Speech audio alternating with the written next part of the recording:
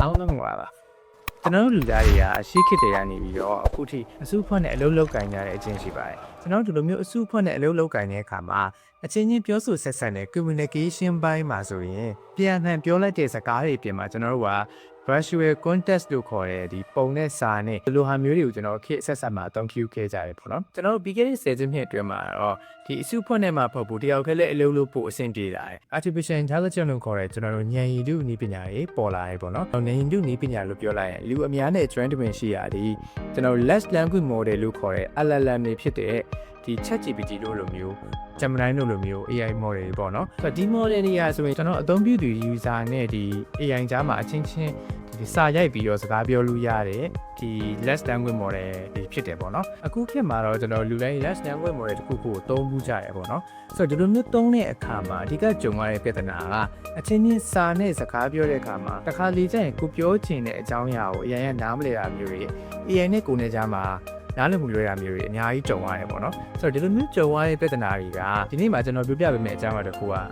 လုံးဝ100%မဖြည့်ရှင်းပေးနိုင်ဘူးဆိုရင်တော့မှတစ်စိတ်တစ်ပိုင်းတော့ဖြည့်ရှင်းပေးသွားနိုင်နိုင်မယ်ဒီ Google နဲ့ထွက်ထားတဲ့ Google Gemini ရဲ့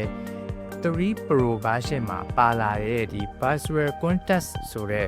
ဒီ feature လေးအကြောင်းတို့ပြမှာပေါ့နော်ဆိုတော့ဒီ feature ကဆိုရင်ကျွန်တော် LLM တွေကိုကျွန်တော်အရင်တုန်းကသုံးခဲ့တဲ့ပုံစံနဲ့လုံးဝကိုကွဲထွက်ပြီးတော့ပထမဦးဆုံးဖြစ်တဲ့ feature တစ်ခုဖြစ်တယ်ပေါ့နော်ဆိုတော့ကျွန်တော်တို့ဒီနေ့အဲ့ feature ကိုစမ်းပြီးတော့သုံးကြည့်ကြမယ်စလိုက်ရအောင်ကျွန်တော်တို့ရင်းမှုဆုံးဒီ Google ရဲ့ Chrome browser တွေကိုတွားပြီးတော့ Gemini ဆိုပြီးတော့ရိုက်စာပြလိုက်ပါဆိုတော့ဖုန်းနဲ့လုပ်နေတဲ့လူတွေဆိုရင်ဒီဖုန်းထဲမှာ Gemini app ကို download ဆွဲထားဖို့လိုပဲပေါ့နော်ဒါ Play Store မှာ download ဆွဲလို့ရတယ်ဆိုတော့ကျွန်တော်တို့ကတော့ browser နေပြီးတော့ဒါ laptop ကိုလုပ်ပြမှာမို့လို့ဒီ browser ရဲ့နေပြီး Gemini ဆိုပြီးတော့ထားလိုက်ပါနော် Okay အဲ့ဆိုကျွန်တော်ဒီမှာ Google Gemini ထဲကိုဝင်လိုက်မယ်ပေါ့နော်ပထမဦးဆုံးဒီ Gemini နဲ့ကိုရောက်သွားပြီဆိုရင်ဒီမှာ thinking ဆိုတဲ့နေရာလေးကိုဖွင့်လိုက်ရင်ဒီ thinking with 3 Pro ဆိုတဲ့ဒီ model ကိုရွေးထားဖို့လိုလိမ့်မယ်ပေါ့နော်ဆိုတော့ရွေးပြီးသွားတဲ့အခါမှာကျွန်တော်တို့ဒီမှာ tools ဆိုတဲ့ကိုဖွင့်လိုက်ရင်ကျွန်တော်ဒီအောက်ဆုံးမှာ virtual layout ဆိုတဲ့ဟာကိုတွေ့ရမယ်ဒီ lab ဆိုပြီးတော့ဒီလို label လေးနဲ့ဟာပေါ့နော်ဒါကိုရွေးလိုက်ရွေးပြီးတဲ့အခါမှာကျွန်တော်တို့ဒီမှာဟိုပုံမှန် prompt ရေးသလိုပဲမေးလို့ရတယ်ပေါ့နော်ဆိုတော့ကျွန်တော်ဒီနေရာမှာတော့ဗာမေးမလဲဆိုတော့ကျွန်တော်သူ့ကိုlogo တစ်ခုလုပ်ဖို့အကြံတောင်းကြည့်မယ်ပေါ့နော်ဆိုတော့ဒီမှာအကြံတောင်းတဲ့ဥစ္စာဒီကျွန်တော်ပုံမှန်ဖြည့်နေကြ AI တွေရဲ့ဖြည့်ပုံဖြည့်နည်းနဲ့ဘယ်လိုကွာပါလဲဆိုတဲ့ဥစ္စာကိုကျွန်တော်တွေ့ရတယ်ပေါ့နော်ဆိုတော့ကျွန်တော်အင်္ဂလိပ်လို prompt တစ်ခုကျွန်တော်ဒီမှာပေးလိုက်မယ်ပေါ့နော်ဆိုတော့ဒီမှာဆိုရင်ကျွန်တော်သူ့ကို logo တစ်ခုဆွဲပြတာပေါ့နော်ဒီလိုမျိုးဟို idea တစ်ခုတောင်းလိုက်ဆိုတော့ဒါကျွန်တော်ရိုးရှင်းရေးလိုက်တဲ့ prompt တစ်ကြောင်းပဲဖြစ်တယ်ပေါ့နော် Burma Tea ဆိုတဲ့ငါရဲ့ဒီ restaurant အတွက်ကို logo တစ်ခုဆွဲပေးပါဆိုပြီးတော့ခိုင်းလာတယ်ပေါ့နော်။ Creator ဆိုရင်သူကဒီ virtual layout နဲ့အလုပ်လုပ်နေပြီပေါ့နော်။ Okay ကျွန်တော်ဒီမှာဆိုရင် logo concept for Burma Taste ဆိုပြီးတော့တွေ့ရမယ်ပေါ့နော်။ပုံမှန်လိုမျိုးကျွန်တော်တို့စာနဲ့ပဲဒီတက်ပြောတာမဟုတ်ဘူးကျွန်တော်တို့ဒီမှာဆိုရင် concept 1မှာဆိုရင်ဒီမှာပုံတွေပါလာပြီပေါ့နော်။ဒီမှာပုံတွေကြည့်လို့ရမယ်ကျွန်တော်တို့ဒီပုံတွေမှာဆိုရင်သူကဘယ်လိုဟာမျိုးတွေထည့်ပေါ့နော်။ဒီယဉ်ကျေးမှု culture နဲ့ဆိုင်တဲ့ဒီ sample တွေထည့်တာမျိုးတွေဒါတွေကိုအကြံပေးထားတာပေါ့နော်ဆိုတော့ဒီမှာဆိုရင် design element မှာဆိုရင်လည်းဒီဘက်မှာတစ်ခါတည်းဒီမှာလုပ်ပြထားတာပေါ့နော်နှစ်မျိုးမှာဒီဘက်မှာဆိုရင် style တစ်ခုဒီဘက်ကညာဘက်မှာဆို style တစ်ခုပေါ့နော်ဒီမှာဆိုရင်ကျွန်တော် emotion เนาะ color pattern key style အစ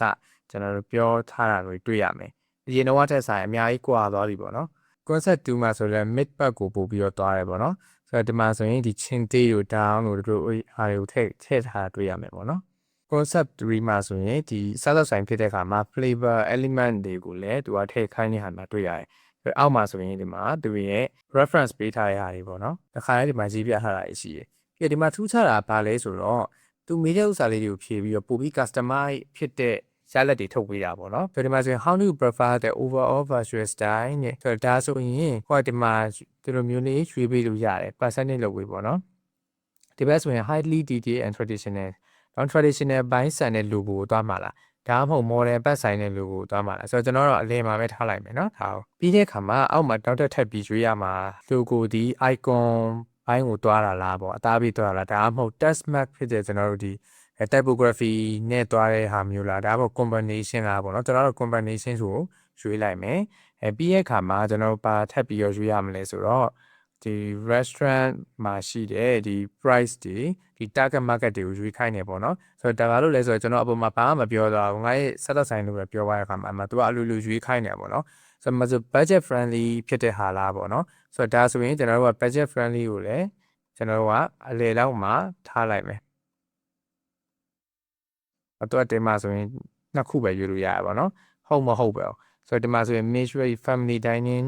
ဒီမိသားစုနဲ့ရောစားလို့ရလားပေါ့ရတယ် okay ပြီးတော့ fine dining ဆိုတော့လား fine dining ဆိုရင်တော့မဟုတ်ဘူးပေါ့နော်ဆိုတော့ okay အဲ့ဆိုဒါကို submit ကိုကျွန်တော်နှိပ်လိုက်မယ် submit ကိုနှိပ်လိုက်တဲ့အခါမှာသူကထပ်ပြီးတော့သူညဆက်တဲ့ပို့ပြီးတော့ကိုနဲ့ကြိုက်တဲ့ရလဒ်မျိုးထပ်ပြီးထုတ်ပေးမှာပေါ့နော်ဆိုရင်ဒီမှာဆိုရင် final ဖြစ်တဲ့ရလဒ်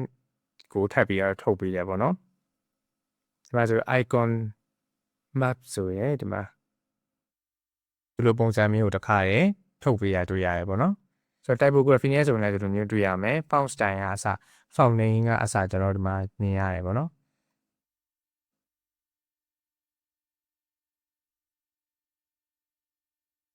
ဆိုတော့ဒါကတော့ကျွန်တော်တို့ဒီ virtual layout ကပုံစံပေါ့နော်သူကတော့အရင်ထူးဆဆတော့မဟုတ်ဘူးဒါပေမဲ့ကျွန်တော်တို့အရင်ကသုံးနေကြဒီ left angle model တစ်ခုကိုမှပို့ပြီးတော့ပေါ့နောက်တစ်ဆင့်ဖြစ်တဲ့ပုံစံနဲ့ကျွန်တော်တို့သုံးရမှာဖြစ်တယ်ပေါ့နော်ပို့ပြီးတော့တိကျတယ်ပို့ပြီးတော့ကိုနဲ့ပို့ကြိုက်တဲ့ရလဒ်တွေကိုရတဲ့ပုံစံမျိုးဖြစ်တယ်ပေါ့နော်ဒီ feature ဆိုရင်ကျွန်တော်အရင်တုန်းကသုံးမှုတဲ့ left angle model တစ်ခုရဲ့ပုံစံကိုလုံးဝကွဲထွက်ပြီးတော့ပထမဆုံးဖြစ်တဲ့ feature တစ်ခုဖြစ်တယ်ပေါ့နော်အခုလက်ရှိထိတော့ဒီ feature ကိုလူတိုင်းကို free သုံးဝင်ပေးထားတယ် comment မှာ link ဝင်ယူလို့ရတယ်နေ့ဗီဒီယိုကတော့ဒီလောက်ပါပဲစောင့်ကြည့်ကြည့်ပေးလို့ကျေးဇူးတင်ပါတယ်နောက်ဗီဒီယိုမှာပြန်တွေ့ပါမယ်